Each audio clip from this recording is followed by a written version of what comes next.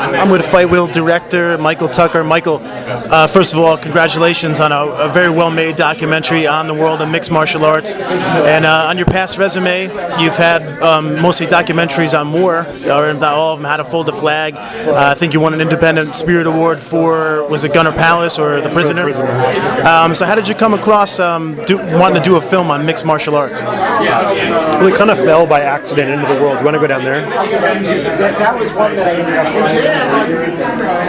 We kind of fell by accident into the world, via these soldiers that were into mixed martial arts in Iraq. And a lot of them came back and started training and fighting. And, I'd never seen the sport live before. Once you've seen it live once, it's kind of addictive. You really get sucked into the world. And we met a promoter, Gil Guillory, with the USA MMA down in Lafayette, Louisiana, and he kind of opened his doors up and said, you can come to as many shows as you want, you can film. Tim Crater, who fights for the UFC, runs Gladiators Academy in Lafayette, Louisiana. He also opened his doors up, and we suddenly had a world that we were kind of really permitted into.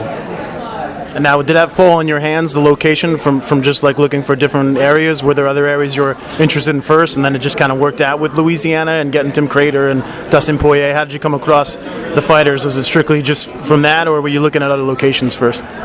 Well, one of the soldiers I knew in Iraq, he took a fight in Louisiana, and that's how it all started. And then from there, it just kind of grew out. We also looked at different camps in Texas, different fighters in Texas, but having them all in one place. And then, of course, Dustin Poirier kept on winning and winning and winning and winning, and it was like, we need to follow this guy, and it's, watching his trajectory has been amazing. He's fighting next weekend. He's just an amazing kid, and I think he exemplifies, what the sport is about is hard work, and dedication, and win or lose, putting those hours in. Yeah, and I believe that's the first, not that there's a ton of documentaries on mixed martial arts, but the first one in that kind of setting, being in Louisiana and down south, etc. So do you think that helped the overall kind of home kind of feeling of the film? Well, I think it was important. They have a small contained scene, and it kind of helped that it was a world unto itself. It's also Cajun. It's kind of specific. It's not like just anywhere America, or it's not. I think doing that out in California or wherever, maybe wouldn't have as much of a signature. I mean, these guys, they also, truthfully, they really love to fight. I was in the military years ago. So many people I know from the South just love. It's just really a fighting kind of culture, and it comes through. And I thought it was shot actually excellent. I thought really beautiful visual, even with the landscape stuff, even like the houses and the scenery. But also what I really enjoyed was the opening, just the quick shots of whether it was a cut-up glove on the floor or the fighter going into the cage. Talk about your vision for it, and also you're like a man of 1,000 hats.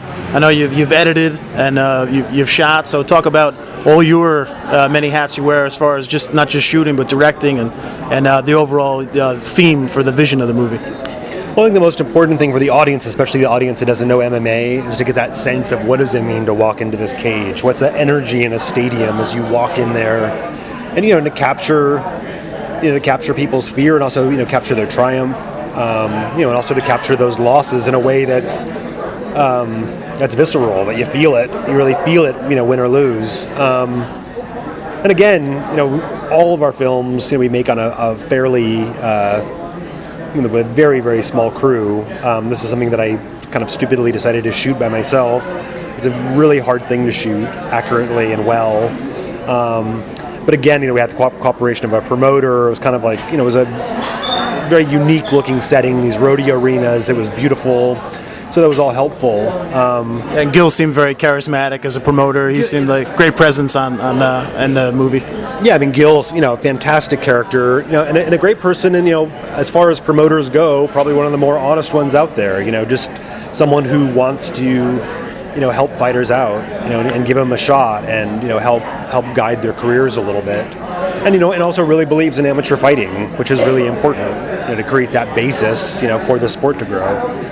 And what's next for you as far as films go? Right now we're shooting something kind of top secret in Europe, but mainly focusing on Fightville. We're in Amsterdam in about 10 days, screening at the International Documentary Film Festival, which will be pretty huge. We were just in Abu Dhabi with Tim Crater screening the film.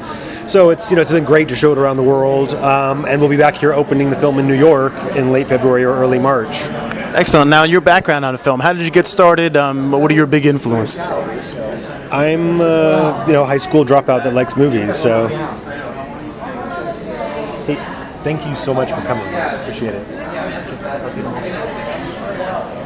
So you were out of high school and you just got into film and just went there, started doing your own movies and etc. I tried the military. I was a fisherman in Alaska. I did all kinds of stuff and just decided that I wanted to be a cameraman and started shooting.